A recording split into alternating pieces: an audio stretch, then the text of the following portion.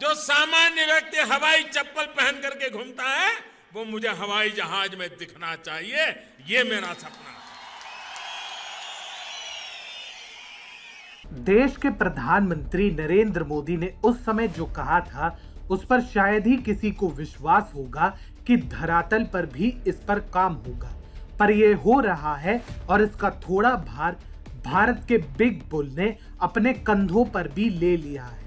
अब मोदी सरकार के हवाई चप्पल वाले अब करेंगे हवाई सफर के नारे को एक नई दिशा देने हेतु भारत के बिग बुल देश में उड्डयन क्रांति लाने की दिशा में जुट गए हैं। ये बिग बुल कोई और नहीं अपितु अपने स्टाइल में शर्ट पहनकर प्रधानमंत्री नरेंद्र मोदी से मिलने वाले राकेश झुनझुनवाला हैं, जो भारत में नई उड्डयन यानी एविएशन कंपनी के गठन के साथ देश में हवाई सफर की क्रांति लाने वाले हैं। इस बारे में विस्तार से जानेंगे टीएफआई की इस वीडियो में मेरे यानी अनिमेश के साथ। तो चलिए आरंभ करते हैं। दरअसल राकेश झुनझुनवाला वो बिग बुल निवेशक है जिन्होंने न केवल स्वयं अपने निवेशों से भारतीय स्टॉक एक्सचेंज को विस्तार देने में महत्वपूर्ण भूमिका निभाई है, अपितु अन्य निवेशकों को भी स्टॉक मार्केट में निवेश के लिए प्रेरित किया है। यही कारण है कि आज भारतीय शेयर बाजार मार्केट में सेंसेक्स 60,000 और निफ्टी 18,000 की रिकॉर्ड ऊंचाई पर गोते लगा रहा है। इस उपलब्धि में महत्वपूर्ण योगदान देने वाले राकेश झुनझुनवाला अब भारत के उड्डयन क्षेत्र में उतरने वाले हैं। उन्होंने नई उड्डयन कंपनी आकाशा एयर का गठन कर दिया है, जिसे भारत सरकार द्वारा मंजूरी भी मिल चुकी है। भारत में हवाई यात्रा का मार्केट बेहद ही छोटा माना जाता है। यहाँ 7 से 8% लोग ही हवाई जहाज से सफर करते हैं। ऐसे में यहाँ Go Air, spice jet, air India जैसी कंपनी ही है जिनमें से अभी तक सार्वजनिक क्षेत्र की कंपनी होने के चलते एयर इंडिया की स्थिति नकारात्मक रही है। टाटा सन्स ने इसे अपने स्वामित्व में ले लिया है, जो कि भारत में हवाई सफर के क्षेत्र में एक बड़ी क्रांति लाने वाला है।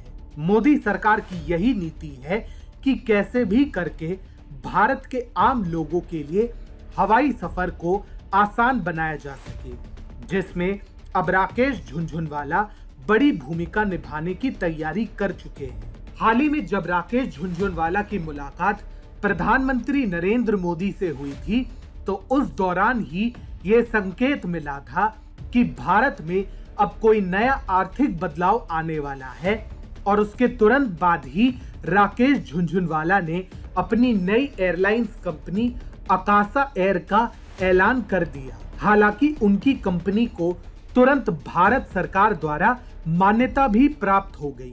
जेट एयरवेज के पूर्व सीईओ विनय दुबे इस कंपनी के सीईओ होंगे। कंपनी को नागरिक उड्डयन मंत्रालय द्वारा बस आधिकारिक स्वीकार्यता प्राप्त करने की आवश्यकता थी, लेकिन वो भी ज्योतिरादित्य सिंधिया के नेतृत्व वाले मंत्रालय से मिल चुकी है, जिसका अर्थ है कि भारत में नागरिक उड्डयन क्रांति का बीज बोने का ग्रीन सिग्नल भारत की ओर से राकेश झुनझुनवाला को मिल चुका है। जैसा कि हमने बताया, फिलहाल देश में केवल 8% जनता ही हवाई सफर करती है और मांग ज्यादा ना होने के कारण निजी क्षेत्र में अधिक प्रतिस्पर्धा भी नहीं है। इसका एक बड़ा कारण ये भी है कि हवाई यात्रा को आज भी भारत में महंगाई के कारण एक लग्जरी की भांति देखा जाता है, जबकि भारत सरकार इसे आम लोगों के लिए एक सहज मार्ग बनाना चाहती है। लेकिन राकेश झुनझुनवाला का प्लान भारत में सस्ती दरों पर लग्जरी सुविधाएं देने का है, जिससे आम आदमी के बीच भी हवाई यात्रा रेल यात्रा की भांति सहज हो जाए। खबरों के अनुसार राकेश झुनझुनवाला ने इस कंपनी में करीब 260 करोड़ रुपए का निवेश किया है और इसे 2022 की गर्मियों से संचालित करने की तैयारियां युद्ध स्तर पर शुरू हो गई है। ध्यान देने वाली बात यह है कि राकेश झुनझुनवाला को भारत का वॉरेन बुफे भी कहा जाता है। उनकी कुल संपत्ति 570 करोड़ रुपए है। उन्होंने कई एयरलाइन कंपनियों में 250 करोड़ रुपए का निवेश किया है।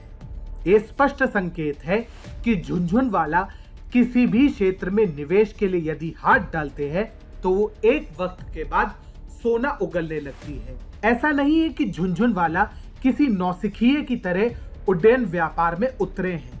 उनकी कंपनी की टीम में इंडिगो के पूर्व अध्यक्ष आदित्य घोष से लेकर जेट एयरवेज के विनय दुबे भी होंगे, जो ये दिखाता है कि क्षेत्र में उनकी योजनाएं बड़ी हैं, जो कि न केवल भारत में आम लोगों को हवाई यात्रा करने के लिए प्रोत्साहित करेंगी, अपितु देश में उड्डयन क्षेत्र में एक नई क्रांति लाएंगी। जैसे जैसे प्रतिस्पर्धा बढ़ेगी, अन्य कंपनियां भी अपनी कीमतों में कटौती करेंगी, जो कि आम जनता के लिए सकारात्मक होगा।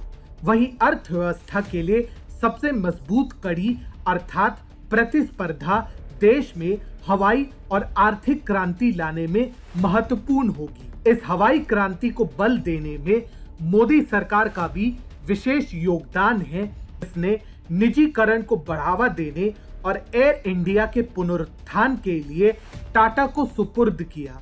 अपितु मोदी सरकार ने हाल ही में नई हेलीकॉप्टर नीति भी लागू की है, जिसके अंतर्गत छोटी दूरी की यात्राओं में भी हवाई यात्रा को बढ़ावा देने के साथ ही निजीकरण को प्रोत्साहन देने वाले ऐतिहासिक निर्णय लिए गए हैं। अब इसी क्षेत्र में उड्डयन क्षेत्र में राकेश झुनझुनवाला का उतरना भारत के लिए एक सर्वाधिक सकारात्मक पहलू है।